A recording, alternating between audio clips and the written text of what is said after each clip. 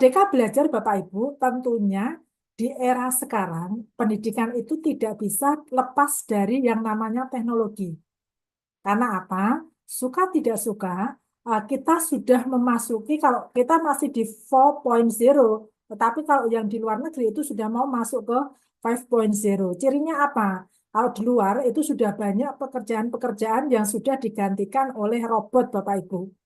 Nah, kalau kita di 4.0. Nah, maka ketika di era digital, kita pun juga harus membekali peserta didik kita itu dengan kemampuan untuk penggunaan teknologi atau pemanfaatan teknologi dalam rangka memperoleh pengetahuan Bapak Ibu.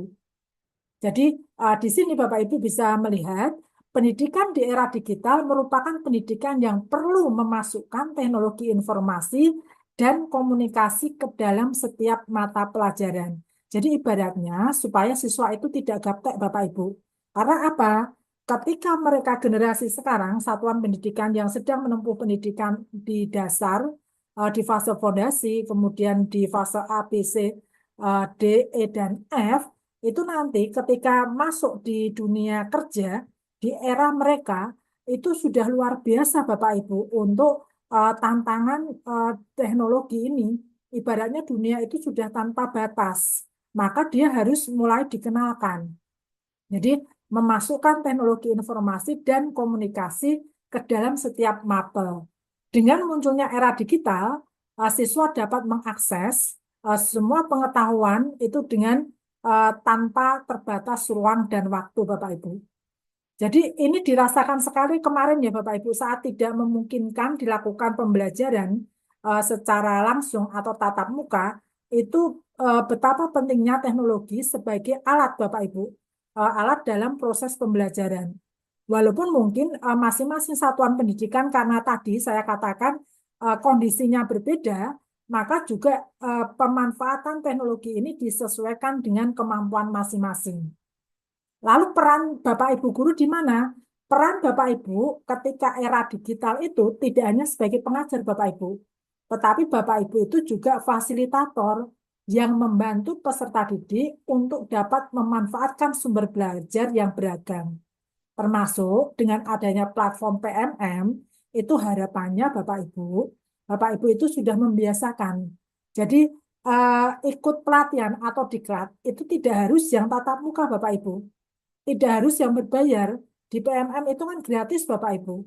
Bapak Ibu setelah menyelesaikan satu kali pelatihan diklat di situ, Bapak Ibu kan juga bisa memperoleh sertifikat ya Bapak Ibu. Tapi syaratnya kan postesnya juga harus dikerjakan, step-stepnya juga uh, dilalui. Itu salah satu fasilitas yang disediakan oleh pemerintah di era digital.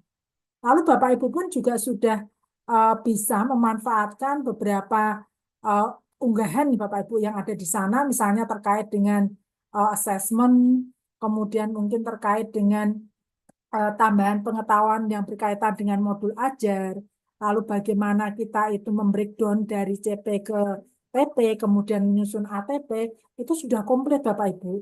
Ditambah lagi di sana, itu kan ada kombel secara nasional ya Bapak Ibu. Di situ Bapak Ibu bisa sharing, berbagi praktek baik terkait dengan perencanaan pembelajaran sampai pada evaluasi. Itu luar biasa, sudah difasilitasi oleh pemerintah.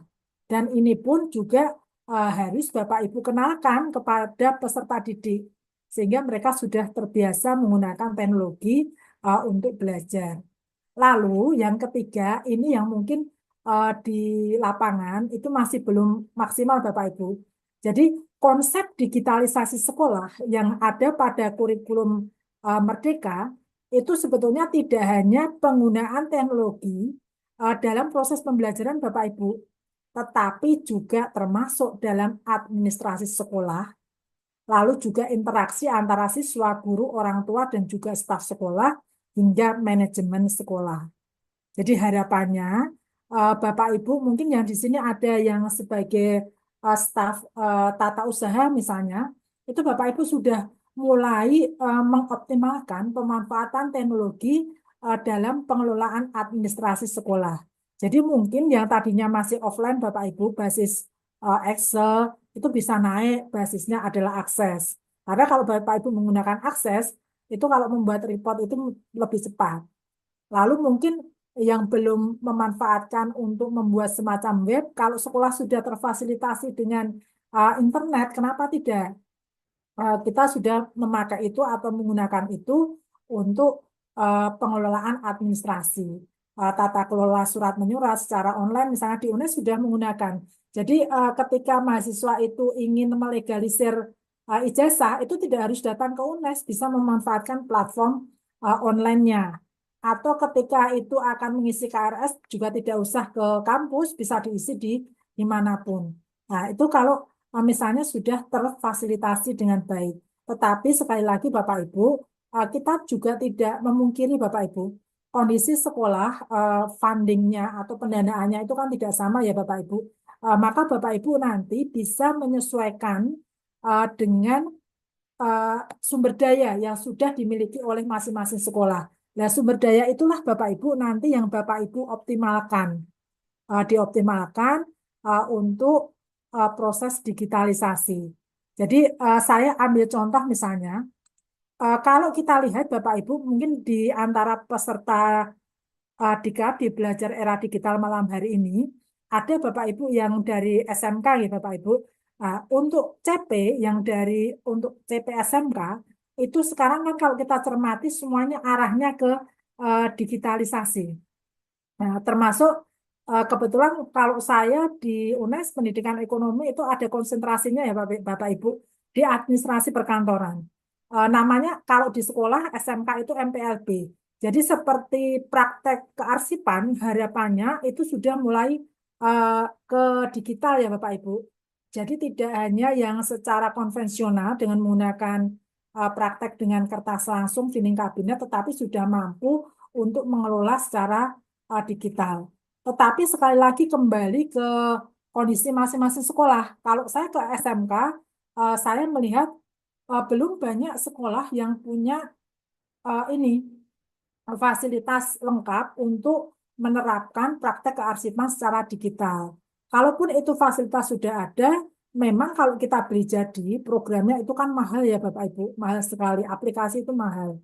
Maka saya membuat semacam aplikasi yang basisnya adalah akses. Tetapi aplikasi itu ada kelemahannya, tetapi setidaknya itu sudah membantu. Setidaknya siswa itu sudah belajar bagaimana melakukan proses pengelolaan arsip itu dengan basisnya digital. Jadi yang disimpan itu tidak kertas, tapi berupa file dari arsip-arsip yang ada. Tetapi kelemahannya kalau akses itu sifatnya masih offline. Nah, maka kalau yang terbaru, ini saya dengan tim mengembangkan juga yang namanya virtual e-archive laboratory. Jadi semacam laboratorium virtual praktek kearsipan yang bisa dikerjakan oleh siswa dimanapun berada. Tetapi memang syaratnya harus ada jaringan internet. Nah, virtual laboratory ini harapan kami salah satunya untuk mendukungin tadi digitalisasi dalam proses pembelajaran. Termasuk untuk jagani juga, kita tidak berharap juga ya Bapak Ibu, kondisi seperti COVID-19 kemarin itu terulang kembali. Jadi ketika siswa tidak bisa praktek langsung di kelas dengan tatap muka langsung, siswa tetap bisa belajar praktek itu secara virtual. Jadi secara berkelompok dengan peran masing-masing, nanti mereka bisa melakukan praktek kearsipan dengan memanfaatkan platform tadi, aplikasi dengan basis web yang bisa diakses dimanapun berada. Jadi setidaknya mereka sudah bisa mempraktekkan apa itu digitalisasi dalam pengelolaan arsip. Itu hanya satu contoh Bapak Ibu. Jadi konsep digitalisasi intinya tidak hanya dalam penggunaan teknologi atau media pembelajaran, tapi juga pengelolaan administrasi serta manajemen yang ada di sekolah. Nah, kalau yang administrasi ini, kami melihat di lapangan itu kan seringkali ketika sekolah akan akreditasi ya Bapak Ibu, itu seringkali harus lembur berhari-hari menyiapkan dokumennya. Nah, kami juga merancang ada aplikasi basisnya akses, itu sistem penyimpanan arsip berbasis 8 standar nasional pendidikan. Nah, kalau itu disimpan dengan model itu, entah itu proses akreditasinya secara luring atau tatap muka langsung atau daring sudah no problem. Karena datanya sudah lengkap Bapak Ibu, di situ ada semua. Nah, tetapi sekali lagi tadi salah satunya adalah komitmen. Jadi kalau sudah ada platformnya, sudah ada aplikasinya, tetapi tidak ada komitmen atau kedisiplinan ketika kita input data, memperbarui data ya semua aplikasi itu menjadi sia-sia Bapak Ibu. Jadi tadi tiga dimensinya pun harus tetap diperhatikan.